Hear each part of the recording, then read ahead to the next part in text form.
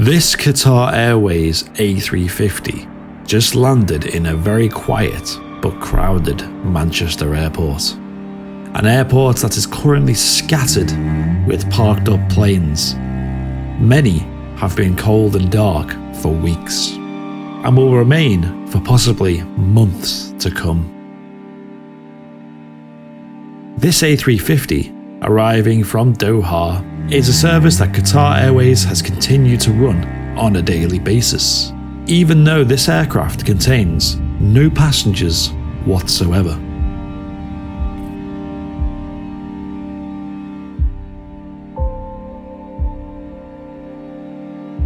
We are in the midst of a global pandemic, which is resulting in the biggest crisis the aviation industry has ever seen since its conception. The spread of the coronavirus to all regions of the world means that travel restrictions have been imposed across the globe, resulting in a devastating drop in air travel. This has also had a huge impact in regard to airline workers, staff, and logistics, which has caused an extremely crucial fall in the vitally required air cargo capacity. No country had predicted the sheer severity of the coronavirus outbreak a couple of months ago. As a result, no country had either the infrastructure or the resources to respond to the crisis quickly. We have seen different levels of response, which varies from country to country. But one crucial factor was persistent across all nations.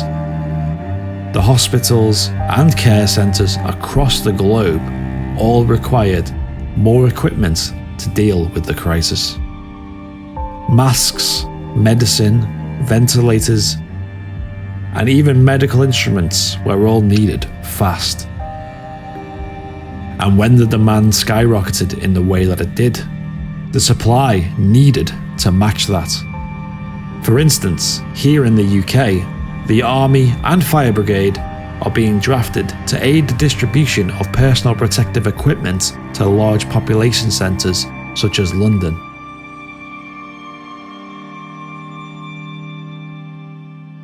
With factories reopening and the manufacturing scaling up from all across the globe to fulfill the required need for medical equipment, there is one form of travel that could get the essentials distributed to those who need it in an incredibly fast and efficient way: air travel.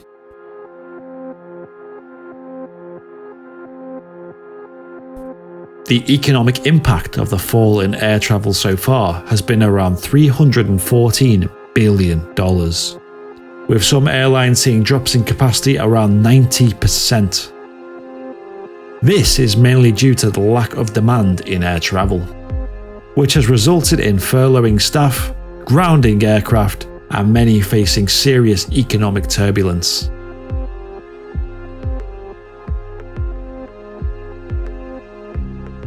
But gradually, airlines have begun to adapt, change their plans, and find ways to fulfill the demand for medical equipment around the world. The biggest change we are seeing is in the shift to cargo aircraft. And this is not just including cargo variants of aircraft. We are seeing many passenger airlines being used to run passengerless flights. Under usual circumstances, an airliner needs to charge a fairly premium price to cover all of its costs. With a large number of passengers, it is usually able to pay off all of its costs running the aircraft, such as leasing cost of the aircraft itself, the contracts with the airports, taxes and various service fees, staff, and lastly, which is usually the most expensive cost, the fuel. Jet fuel prices have plummeted. You may have seen the price of petrol and diesel have dropped dramatically due to fewer demand and less cars on the road.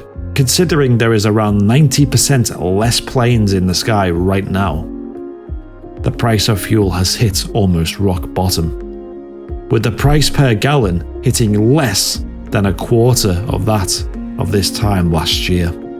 This has relieved a huge overhead in airlines and allowed passengerless flights to become more economically viable. often turning a profit by only filling the underside belly freight of a passenger airliner.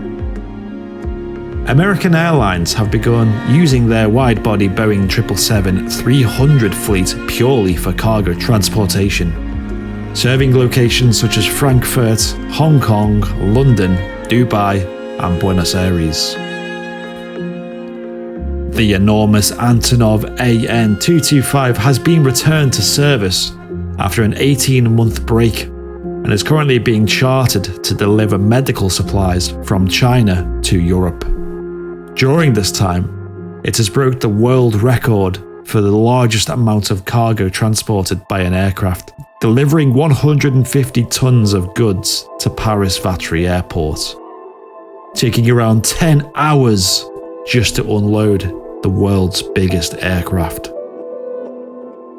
Aegean Airlines have taken it upon themselves to convert various Airbus A320s and A321s in their fleet to cargo aircraft by removing all passenger seats, then running charter flights from China to Greece bringing medical supplies. Many other airlines have implemented similar plans. These have just been a few examples. Airbus has officially offered a conversion kit to transform their existing Airbus A330 and A350 commercial airliners into suitable cargo transporters. They announced they will be offering the removal of passenger seats and installation of pallet carrying facilities in their plane.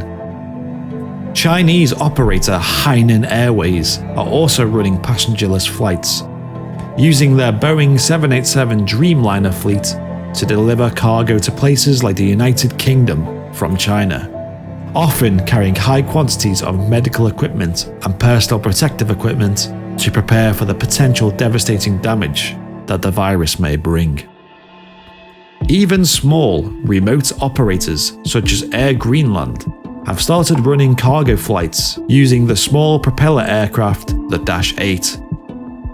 From Nuuk, Greenland to Reykjavik, Iceland, and then on to Copenhagen, Denmark, where a Danish lab can process the coronavirus tests for the population of Greenland.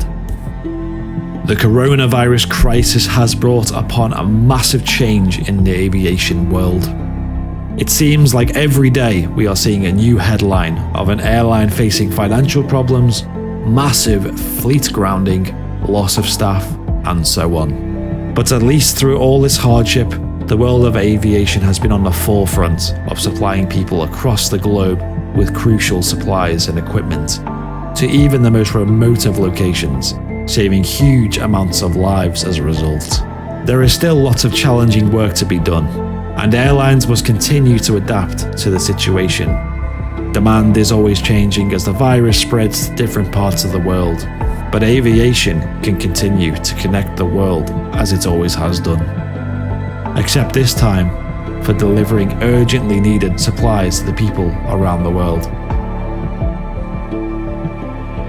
But until then, airlines like Qatar Airways will continue to run passengerless flights across the world to keep up the supply in cargo distribution through this crisis.